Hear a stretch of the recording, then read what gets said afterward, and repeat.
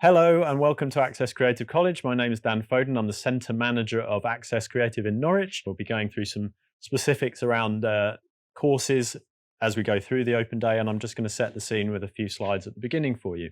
The future is creative, and we're in an age of increasing automation.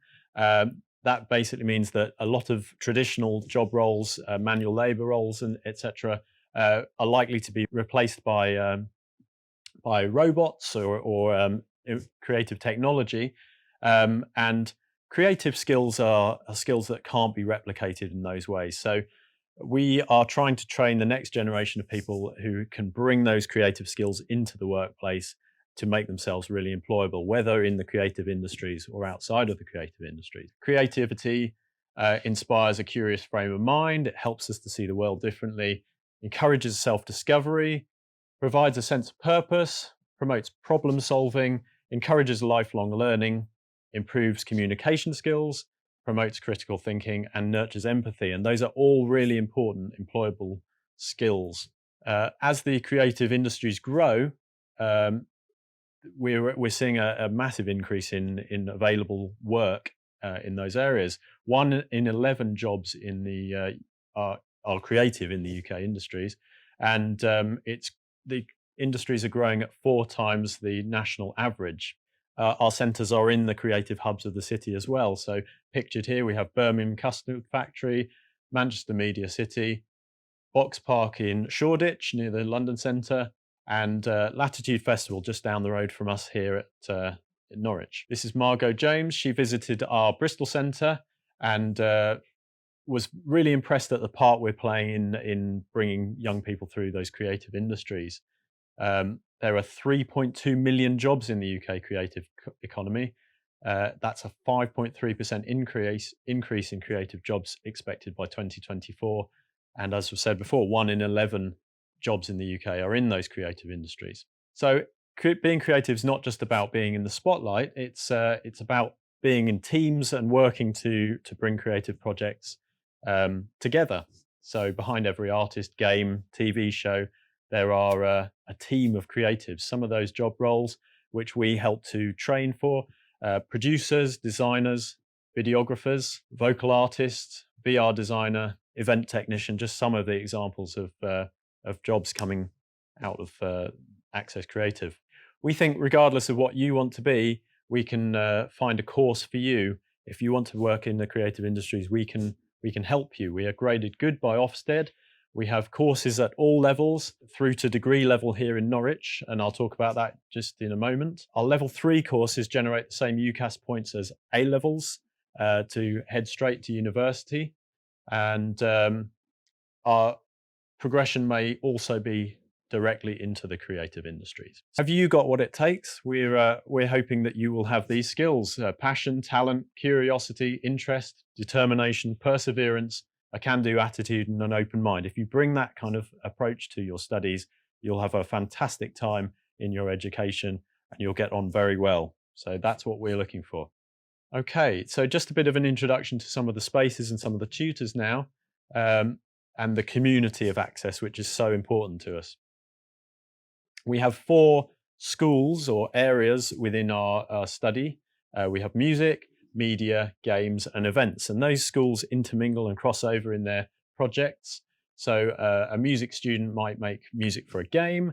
A game student might have an event put on by the event students, such as an expo or a games jam.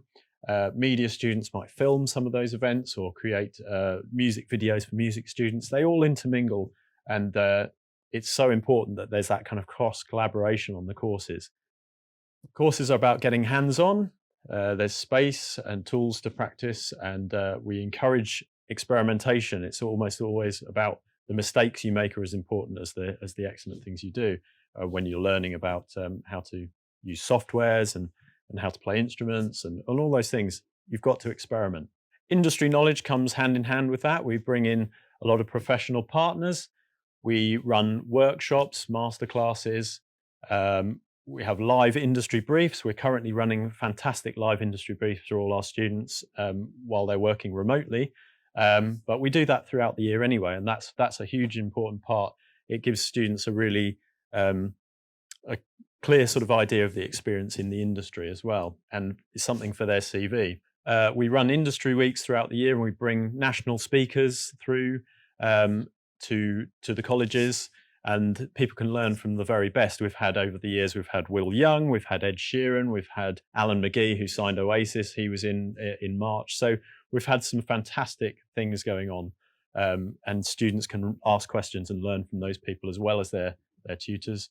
And work experience is also a really important part of it. We have creative industries placement officers in the centres to help students to find those kind of work experience opportunities. Here are some of the areas from around our sites. This is rehearsal rooms, we've got recording studios, we have media suites for Mac, we have production suites, and all of these are equipped with very high-end industry standard equipment.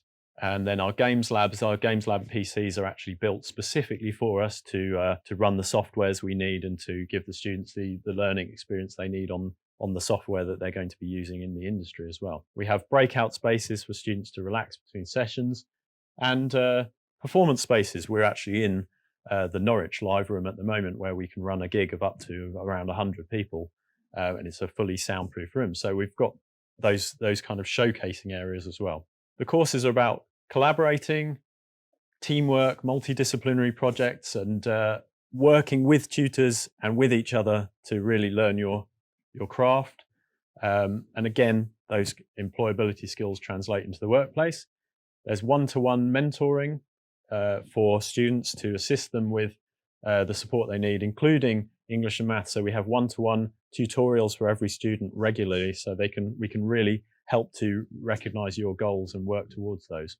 It's a personalized development journey, so students should be able to bring in the things that they want and to work with us to learn the things we need them to learn, and also to nurture those areas that they would like to study. There are no exams apart from for the GCSE retakes, of course, which some students would have to do. It's an ongoing coursework assessment with regular peer-to-peer reviews as well. Our tutors have industry experience and bring that experience and knowledge into the classroom as well, through the way they teach and the kinds of things they teach, and also their connections. And then that national picture is also very important.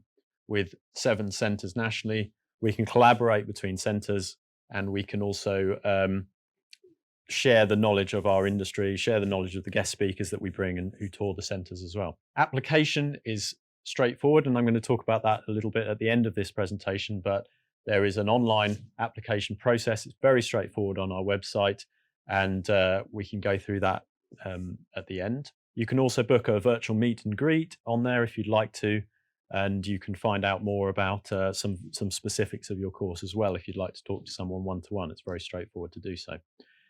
Having applied, we encourage an early application, or an application at this stage. If you're thinking of being here in September, then you really need to get through the door as soon as possible, because we've got courses that are filling up quickly, and we want to see you quickly so we can give you the right advice and guidance to lead you on your way.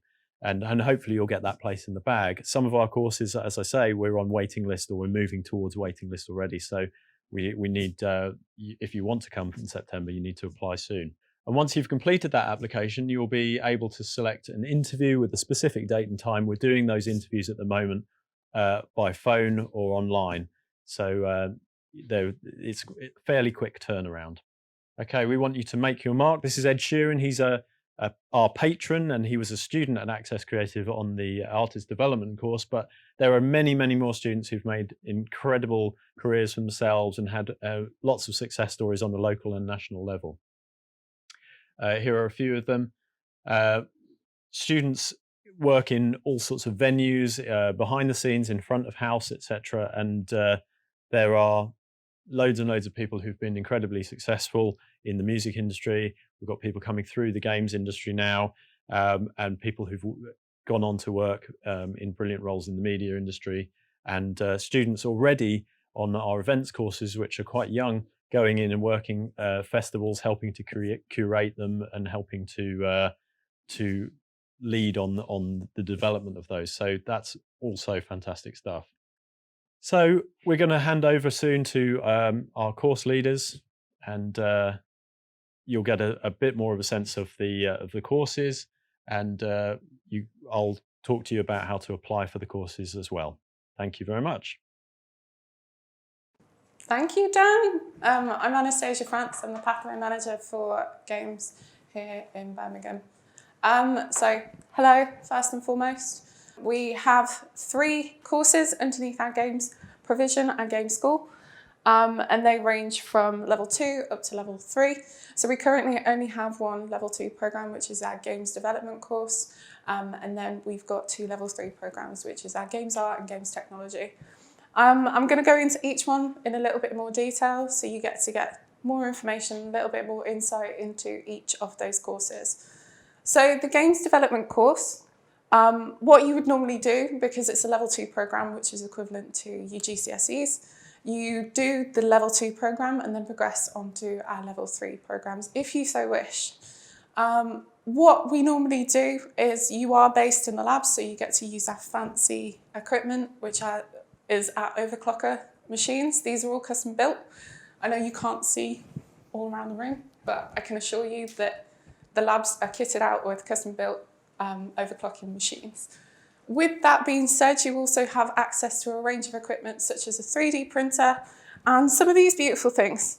So some of the latest consoles, and you do get to play them at any given time. You can book them out. It's completely up to you how you use them. So the course itself, the level 2 games development course, you do build your own independent game throughout the academic year. You should finish the course with 2 games underneath your belt, so you can use them on your portfolio at any given point, and you can reference it when you're going for level 3 programs and go, look, I've built all of these games.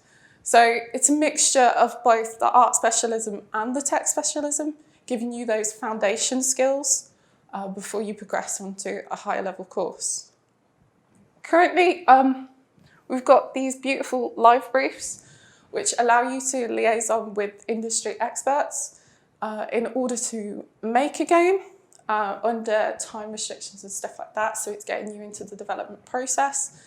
And we've also got some other live briefs, which is Art Challenge. And so you're building up your skills to get your art reviewed on the online forum. So the level 2 games development course is assessed through coursework predominantly. So we get you to work on projects that are set. You sometimes work on them independently, and you can sometimes work on them in groups. But the grades that the level 2 equates to is your GCSEs, so it's kind of like a little top up from school. So with the games development course, just because it's got games in the title does not mean that you will just be playing games all the time. You will have to do some academic report writing and getting into the flow of actually learning the theory of stuff before you go on to the practical.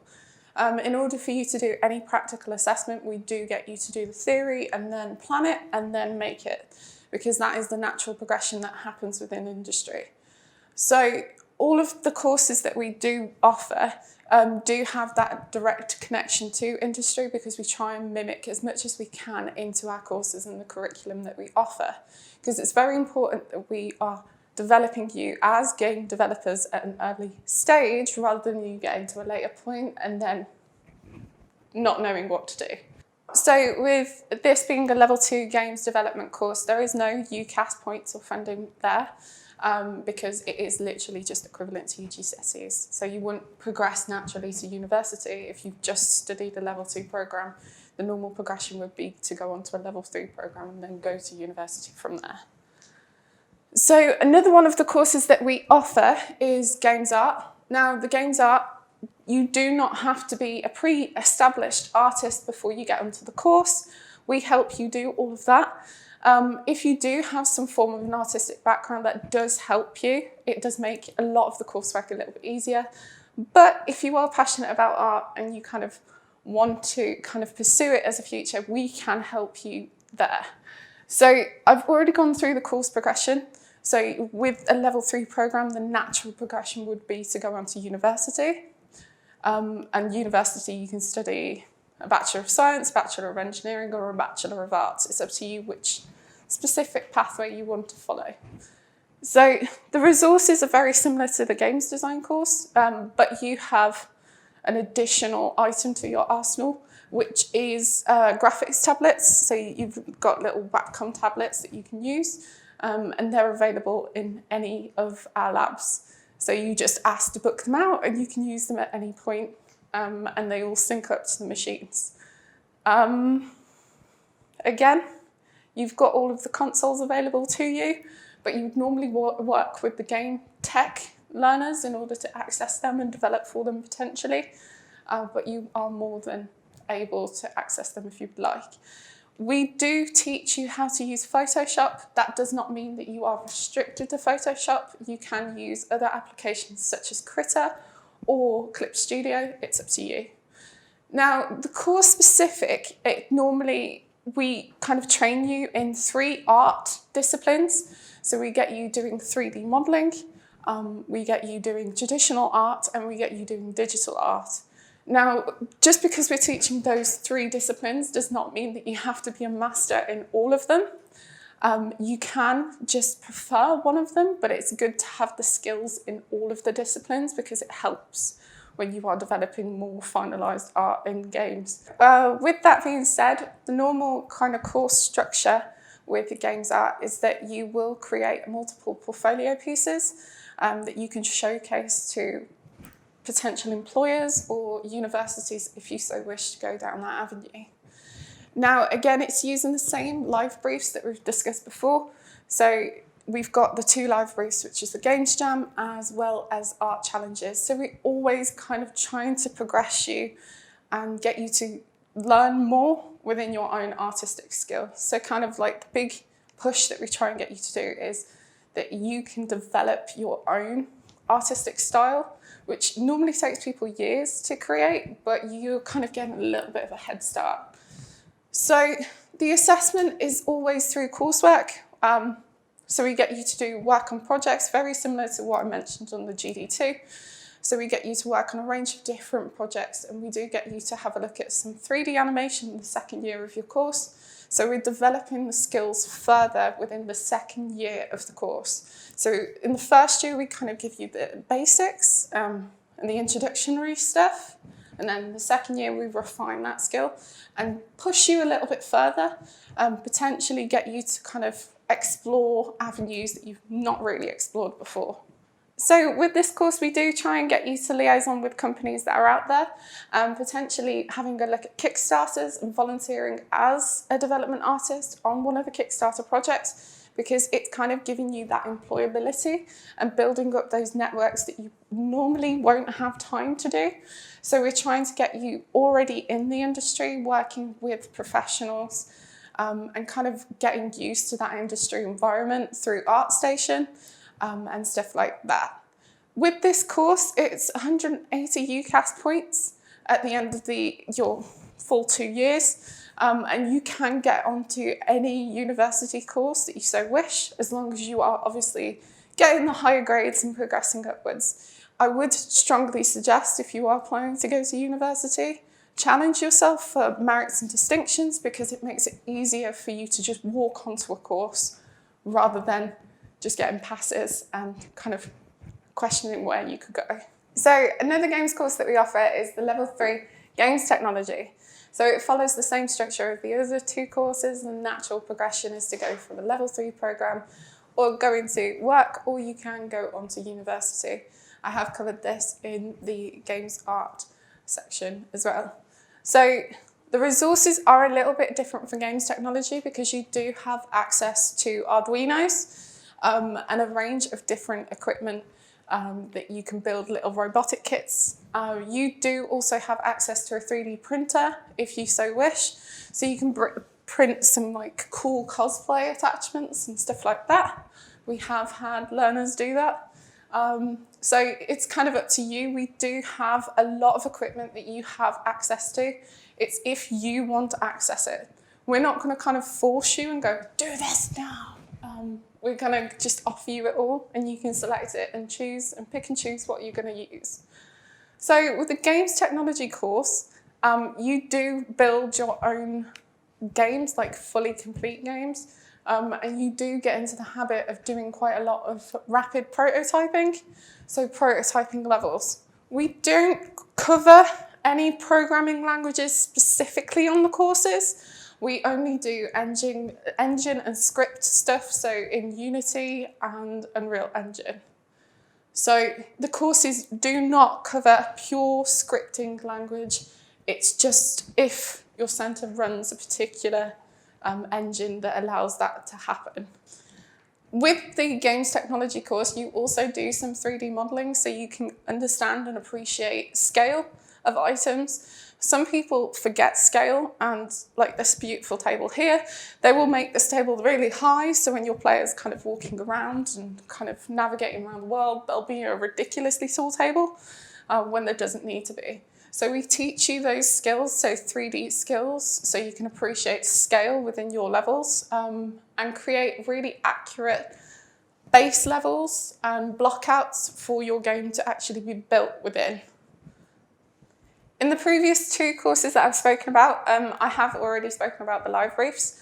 So that's the Games Jam and the art briefs. So we're kind of always getting you to upskill our working teams and work collaboratively, because it's a very important part of game development. It's very rare for games to be built independently with one person sitting in the room and not leaving it ever. A lot of games are built with collaboration in mind, so you're talking to different departments and you're building a very rich and insightful world, and that's what we want you to do. We want you to mimic that of industry and build up those networks and those connections already. So with the Games Technology course, the assessment methods are predominantly coursework. So we get you to work on a range of different projects that are specific to help you. So as I mentioned, rapid prototyping and focusing on engine development and building your own single player and multiplayer maps and kind of exploring the kind of basic principles of game development. And that's kind of an induction in your first year. In your second year, you can kind of specialise in what area you'd like to go in, if that's narrative development, or if that's more mechanic construction. It's up to you, but we give you that kind of platform that you can explore. So around the different campuses, we have liaisons with quite a few notable companies that you can have the chance to work for and work collaboratively with. We have had some opportunities of our learners being game testers for unreleased games. And obviously all of that stuff comes with NDAs, so we can't actually discuss it in further detail because non-disclosure agreements have been signed, but you do have that opportunity available to you if you're just grabbing everything that's coming your way and keeping your eyes open for any opportunities that the college flag for you to take part in. So as you can see with this really handy visual display, these are the different courses. So you've got your level 1s, your level 2s, as I mentioned earlier, which is equivalent to your GCSEs. So topping up those GCSEs if you've missed out on them. And then the level 3 programme, that's equivalent to 3 A levels and can get you ranging from 168 UCAS points up to 180 UCAS points. It's always dependent on what grades you get on your course. You're not going to get the full amount if you've not got the grade equivalent to kind of calculate to that. So you then can progress up to your level 4, which is normally the first year of degree. So as I mentioned earlier on, so this is your Bachelor of Engineering or Bachelor of Arts or Bachelor of Science. Those are the different avenues that you can go down as a game developer, a games artist, or just generally a games designer. It's kind of up to you which kind of strand that you would like. And then you've got the second year of your degree, which is a level 5, and then a level 6, which is the third year of your degree. So the courses that we're offering you allows you to master your craft. And if anything that I have covered has enticed you or interested you, please do remember that all of our courses are reflecting that of industry. And we do have minimum spaces, so please just apply and get your application in. Okay, I'm just going to briefly talk you through the application process so you can see what you do there. It's pretty straightforward. On our website, which is accesscreative.ac.uk, we've got loads of information there for you. you can apply for our degree courses or our FE courses, and you can also book onto events and things like that. So you've probably already done that to be here now. But I'm just going to click on this apply button, and this will take me through to the first screen. So what this shows me is which year I can apply for. You can already get in really early and apply for 2021, which is great, but you can apply for 2020 still. As I say, many of our courses are already filling up quickly, and some are moving to waiting list now. So get in quickly if you want to apply for this year. Click on this button, and you can also apply for the foundation degrees below. I won't go through that process now. So first we choose our centre. I'm based in Norwich, so I'm going to choose Norwich. And I'm an artist development student. I'd like to study that at level 4. I've already done my level 3, so I'm going to click on that. And this will take me through to an information screen. I can click on here and I can apply as with my name and put my date of birth in, my email address.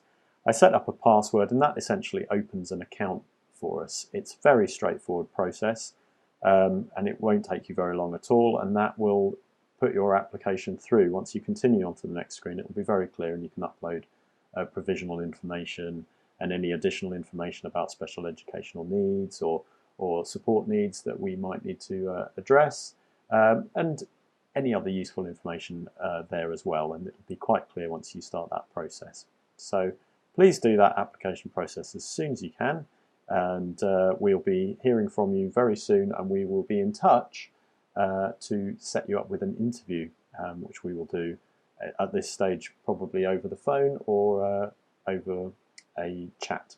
Okay, many thanks. We look forward to seeing you really soon in centre.